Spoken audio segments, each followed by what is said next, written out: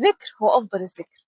ذكر ربنا سبحانه وتعالى قال عنه إن هو لو اتحط في كفة واتحطت السماوات السبع والأراضين السبع في كفة لرجحت كفة الذكر ده. ذكر هو للنبي صلى الله عليه وسلم قال أسعد الناس بشفاعتي اللي يقول الذكر ده مخلصا من قلبه.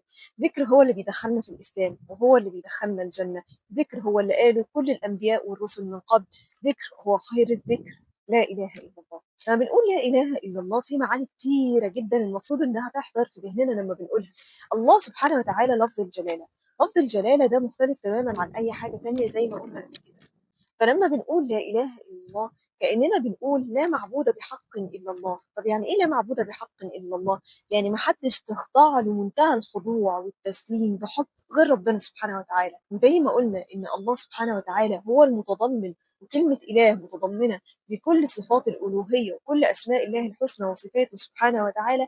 فلما نقول لا إله إلا الله إحنا ممكن نستدعي في ذهننا كل أسماء الله الحسنى وصفاته. فكأننا بنقول لا كريم إلا الله، لا ودود إلا الله، لا رحيم إلا الله، لا رحمن إلا الله، لا قدير إلا الله، لا حليم إلا الله، لا رزاق إلا الله. بذكر لا إله إلا الله بيساعدك تشوف كل حاجة من ربنا سبحانه وتعالى. واتفقنا قبل كده إن كل ما كان الذكر بيعلي قوي قوي قوي تصورك عن ربنا سبحانه وتعالى الحق، وبيعلي قوي قوي قوي تصورك عن نفسك كعبد، كل ما كان الذكر ده غالي عن ربنا سبحانه وتعالى. ومفيش ذكر يعمل ده قد لا إله إلا الله.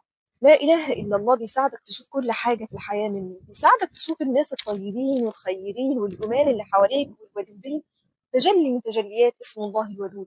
ويخليك تشوف الأذى من الناس أو المؤذيين إن هم تجلي من تجليات الله سبحانه وتعالى عليك في الابتلاء بأسماء وصفاته حسب الابتلاء اللي انت فيه.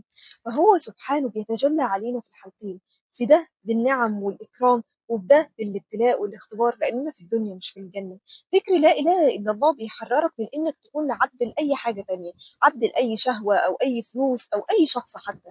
ذكر لا إله إلا الله بيحررك من التعلق. لو متعلق بحاجة أو بحد معين ونفسك جدا إن أنت تتحرر من التعلق ده أكثر من لا إله إلا الله. ذكر لا إله إلا الله بيخليك تسعى في الدنيا وأنت مطمن. فلا رزاق إلا الله سبحانه وتعالى. محدش بإيده رزقك. تسعى في الدنيا وانت مطمن مهما كان الخطر اللي عليك. ليه؟ اصل المحيي المميت لا محيي ولا مميت الا الله سبحانه وتعالى. ذكر لا اله الا الله بيخليك مطمن وانت ماشي ان مفيش حد تتذلل له ولا تخضع له غير ربنا سبحانه وتعالى. بتذل نفسك في شيء ولا حد الا لله سبحانه وتعالى. اي حد مدمن حاجه معينه ومش عارف يبطلها ايا ما كانت هي ايه يكثر من لا اله الا الله. ذكر لا اله الا الله هو اللي النبي صلى الله عليه وسلم قال عليه أسعد الناس بشفاعتي يوم القيامة من قال لا إله إلا الله مخلصا من قلبه. وفي حديث ثاني قال النبي صلى الله عليه وسلم من قال لا إله إلا الله مخلصا دخل الجنة. طب وإزاي نخلص بلا إله إلا الله يا رسول الله؟ فقال لهم صلى الله عليه وسلم أن تحجزه عن محارم الله.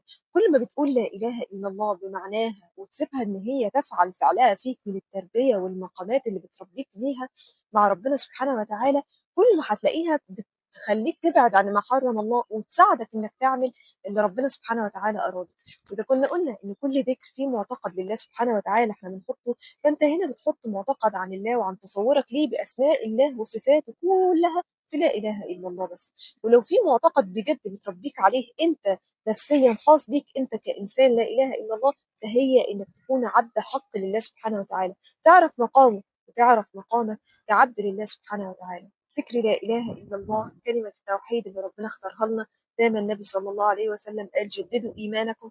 نجدد إيماننا إزاي يا رسول الله؟ لأن الإيمان بيبلى زي الطوب كده اللي بيقدم ويضعف. فالنبي صلى الله عليه وسلم علمنا بلا إله إلا الله هيجدد إيمانكم. فأي حد صعب عليه طاعة معينة يقول لا إله إلا الله كتير. أي واحدة نفسها تتحجب ومش قادرة تقول لا إله إلا الله كتير.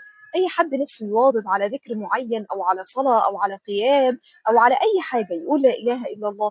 أي حد صعب عليه إنه يكون متمتع بأخلاق حسنة يقول لا إله إلا الله. أي حد عنده إدمان لحاجة معينة يقول لا إله إلا الله.